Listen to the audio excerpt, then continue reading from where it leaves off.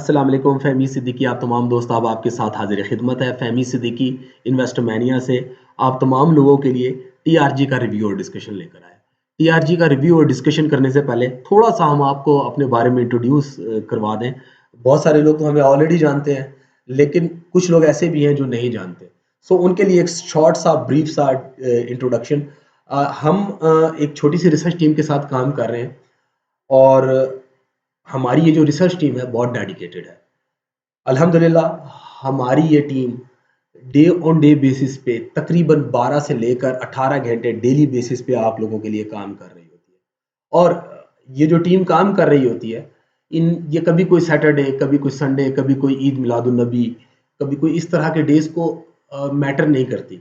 इस तरह के डेज़ को अपने लिए हराम समझे इन्होंने किया हुआ है और डेली बेसिस पे ये आप लोगों के साथ होते हैं। मैं बज़ाते खुद प्रीमियम फोरम पे, ट्विटर पेज पे, फेसबुक पे, यूट्यूब पे डेली बेसिस पे आप तमाम लोगों के साथ हाजिर होता हूँ और कोशिश यही होती है कि आप लोगों को जो भी चीज़ दी जाए वो अनबाइस्ड हो और उसमें कोशिश ये की जाए कि आप लोगों को अच्छे से गाइड किया जा सके। केसी 100 इंडेक्स के रिव्यूज़ हम डेली बेसिस पे यूट्यूब पे पब्लिश करते हैं। वही यूट्यूब पे जो चीज़ पब्लिश की जाती है वो यूट्यूब और फेसबुक पर भी अपलोड की जाती है। इवन हमारा जो व्हाट्सएप का ओपन ग्रुप है उस पे भी पब्लिश की जाती है। प्रीमियम मेंबर्स तो लेते ही हैं। इस चीज़ के अलावा प्रीमियम मेंबर्स और भी बहुत सारी चीज़ें अवेल करते हैं जिसमें टाइमली रिस्क मैनेजमेंट है, लाइव स्टॉक्स के एनालिसिस और कॉल्स है। कोई ऐसा अनप्लेजेंट मूव बन जाता है जिसकी वजह से मार्केट में पैनिक होती है तो हम फिर जो आप लोगों के लिए ग्रीड और फेयर कंट्रोल है, इमोशनल मैनेजमेंट है, उसका भी काम करते हैं। सो हम कोशिश ये कर रहे होते हैं कि आप लोगों को अनबाइस्ड होकर बहुत ही एक्यूरेट और प्रिसाइज मैनर में चीज़ों को दे सकें। लेकिन उसके बावजूद डेफिनेटली ये बात मैं बारहा कहता हूँ कि क्योंकि ये जो चीज़ें हम डिस्कस कर रहे होते हैं ये फ्यूचर के बारे में होती हैं, तो फ्यूचर का जो नॉलेज है वो मेरे या आपके या किसी भी टेक्निकल एनालिस्ट या गुरु के बस की बात नहीं है। ये सिर्फ अल्लाह ताला के नॉलेज में है और अल्लाह ताला ही बेहतर जानता है कि फ्यूचर में क्या होने वाला है। इसलिए ये बात अश्योर की जाती है कि आप लोग जब भी कोई ट्रेड या इन्वेस्टमेंट प्लान करने जाएं तो अपना रिस्क मैनेजमेंट ज़रूर इंटैक्ट रखें। विदाउट रिस्क मैनेजमेंट आपके लिए इस मार्केट में सर्वाइव करना काफ़ी मुश्किल हो सकता है और इन्वेस्टर यहाँ पर आता तो इस पॉइंट ऑफ व्यू से है कि वो महीने में कुछ पैसे कमा लेगा, लेकिन फिर वो लॉन्ग टर्म इन्वेस्टर बन जाता है और फिर अपनी पोजीशंस को देखता ही रहता है कि कब ये बराबर होगी, कब ये ब्रेक इवन होगी या कब प्रॉफिट में आएगी तो हम निकलेंगे। इसलिए it is advisable to work with risk management. So coming towards the right side TRG के एनालिसिस की तरफ आते हैं। टीआरजी का एनालिसिस हमारे पॉइंट ऑफ व्यू से हम लॉन्ग टर्म में इसमें बेयरिश है। बेयरिश होने का मकसद ये है कि हम ये देख रहे हैं कि इसमें 103 194 तो बहुत आराम से नज़र आ रहा है।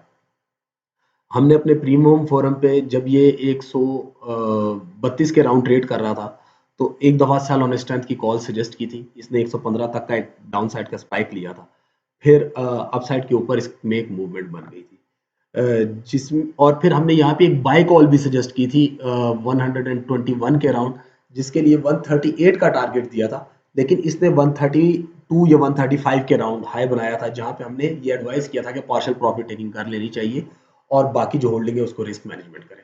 और उसके बाद जो भी हमने एनालिसिस पब्लिश किया उसमें सिर्फ ये बताया कि अपसाइड के ऊपर 130 से लेकर 138 वाला लेवल अब सस्टेन होता नजर नहीं आ रहा और नीचे के लेवल ज्यादा खुलते हुए नजर आ रहे हैं और उसमें जो पहला लेवल हमने सजेस्ट किया था वो 118 से 113 का था। अल्हम्दुलिल्लाह वो हमने अचीव होते हुए देखा और उसके बाद जो हमने एनालिसिस सजेस्ट किया उसमें ये बताया कि 100 का लेवल भी आप देख सकते हैं। सो टीआरजी के लिए जो अब मूवमेंट हम देख रहे हैं वो एक बेरिश मूवमेंट है। लग ऐसे रहा है कि जो भी अपसाइड का मूव बनेगा वो प्रॉफिट टेकिंग या सेलिंग को ही ट्रिगर करता हुआ दिखाई देगा।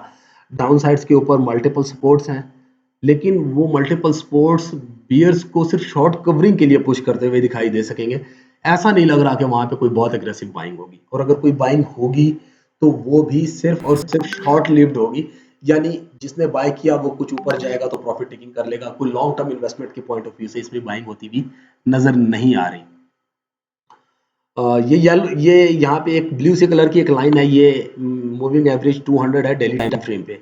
इससे ऊपर आप इसमें ये एक्सपेक्ट कर सकते हैं कि शॉर्ट कवरिंग होती हुई नजर आ सकेगी।